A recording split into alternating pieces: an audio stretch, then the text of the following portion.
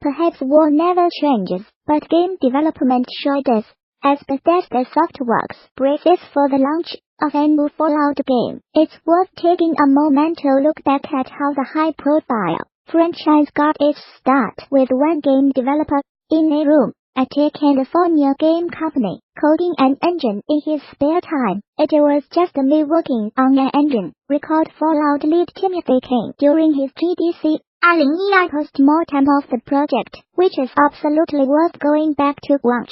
I just kind of wanted to make my own engine, and nobody said no. That was just kind of the way indie playing worked in the 90s.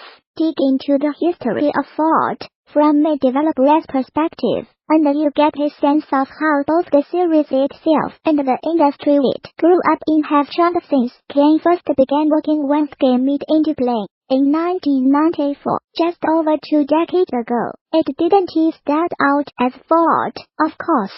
During his post-mortem, King told the story of how the game, known internally as Vault 13, came to be branded Fallout at the suggestion of Interplay's CEO Brian Fargo after he took a build home to play. Fallout had a double entendre of the radiation from the bombs and then the alternative definition, which is a lingering effect or set of consequences. Fargo, now chief of Wasteland to developing file, tells Gamasutra, perfect for a game that takes its weapon choice and the consequence.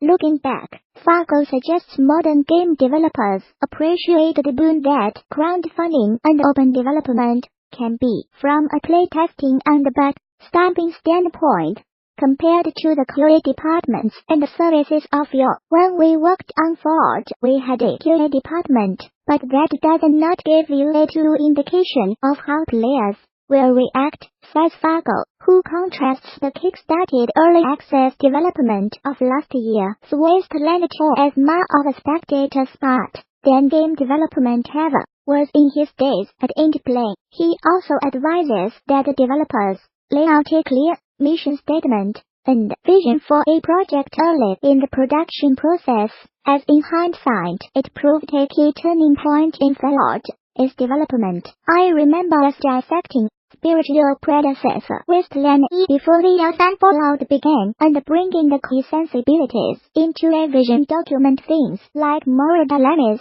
and providing a diverse pathway for players. Notes Fargo, echoing King's comments that the game only came together once the team wrote themselves a mission statement. You can run an archived copy of that statement here, though it is worth noting it was written while Fallout was still being designed to use the GURPS tabletop game license, something that changed late in development. The game would go on to outstrip Interplay's sales expectations when it launched in the fall of 97, though a lot of that has to do with the fact that Interplay doesn't seem to have had very high expectations to begin with. Kim noted that the project was not a typical Interplay game, because it was built on its own custom engine rather than, say, BioWare's Infinity engine, which Interplay had the option to use and didn't bear a well-known license. Incidentally, the question of whether to use an existing engine or roll your own is one many developers still struggle with today, even as Unity and Epic have done their best to make their engines easily available and approachable. What has more, Kim recalls that some folks at Interplay tried to get Fallout cancelled multiple times because they were afraid it would compete directly with the company's other projects, role-playing games based on the Forgotten Realms and Planescape licenses that had larger teams. Todd Howard once estimated that roughly 80 people worked on the team that made Fallout 3, and the studio follow-up Skyrim boasted a team size of more than 90. By comparison, the original Fallout was developed by a team of 1 months at its height.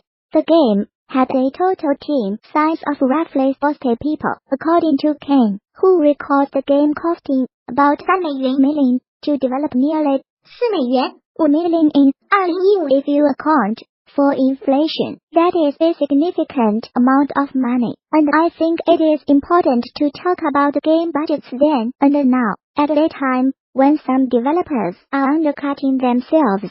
and the industry by asking for too little on Kickstarter, making the cost of game development seem cheaper than it is. In the face of that initial outlay, Interplay started production on a new Fallout game, using the same tech and assets while the first new is still being finished, and set a strict ship date of holiday 98.